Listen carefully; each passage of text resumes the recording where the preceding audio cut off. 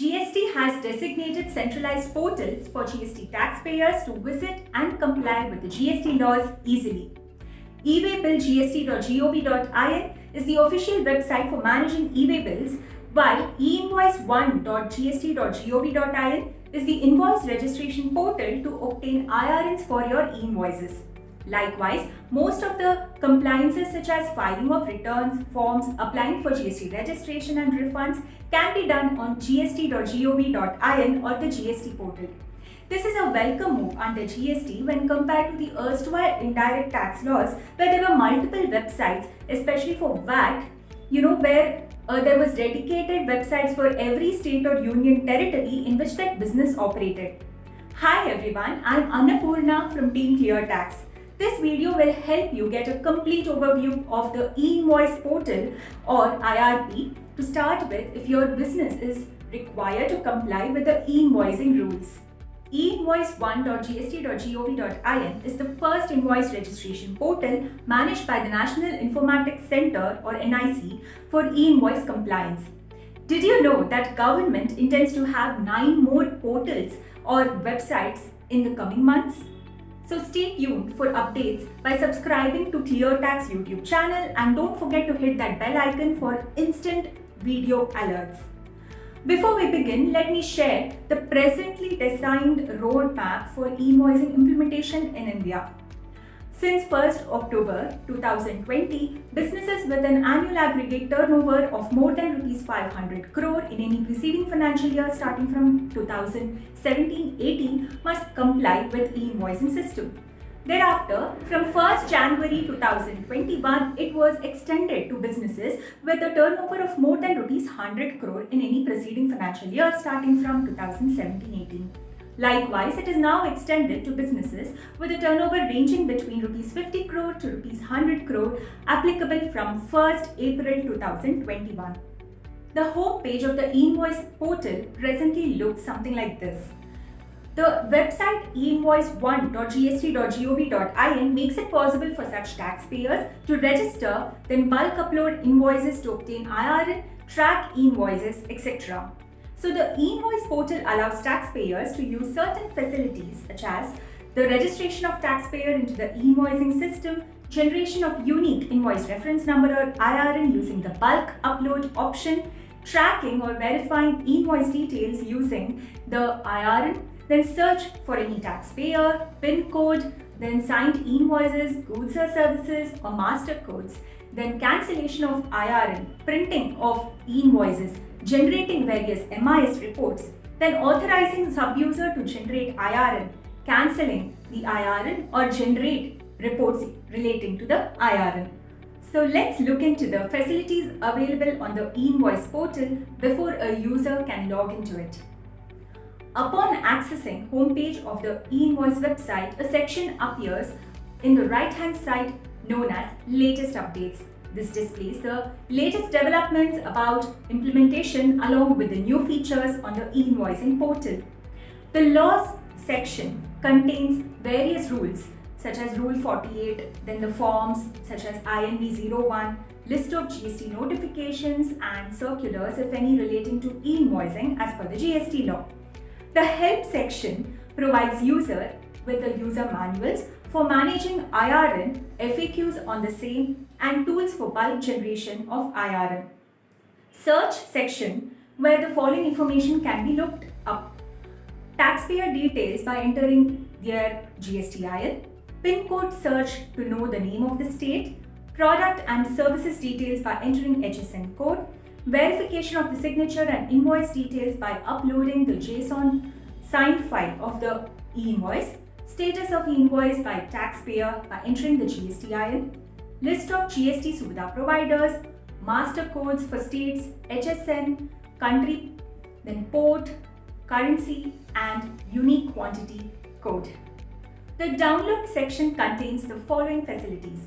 QR code verified app will be provided, sample signed e-invoice JSON, brief document on QR code will be made available, FAQs on QR code will also be made available, public key for e-invoice for the respective periods of IRN generation. The Contact Us section contains email address and phone number for support. The registration section for first-time registration onto the website to use e-invoicing system is made available.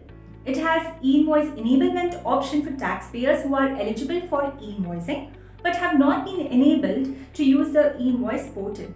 There is an option in the e-invoice website where under the search menu you have to go and click on status of taxpayer.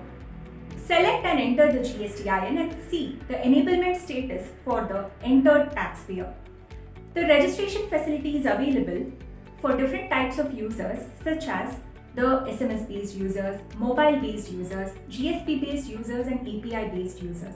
The mode of generation of e-invoice is available on the basis of selection made at the registration. The login section will provide you with a facility to enter credentials after registration is successful. Let's look into the facilities made available after a user logs into the e-invoice portal.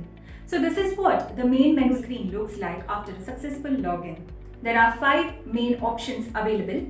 First is e-invoicing, then MIS reports, user management, API registration, change password, update and e-way bill. The e-invoice menu contains the following sub-menus: bulk upload, cancel IRN, print e-invoice. In the first option, upload multiple invoices in one single JSON file. The JSON can be generated by using the bulk converter tool or GEPP that is also available on the website. Every invoice contained in the JSON will be assigned a separate IRN. Use the cancel IRN option where any mistake has been made in uploading details on an e-invoice. The generated IRN can also be cancelled within 24 hours of generating the same, and hence even the IRN of a cancelled invoice remains unique. The invoice that is to be cancelled can be found by entering the acknowledgement number. Use the print IRN option to print the invoice by entering the IRN or e-invoice number of the invoice. Secondly, you find MIS reports option. A list of invoices uploaded would be provided based on the selected parameters and selected dates.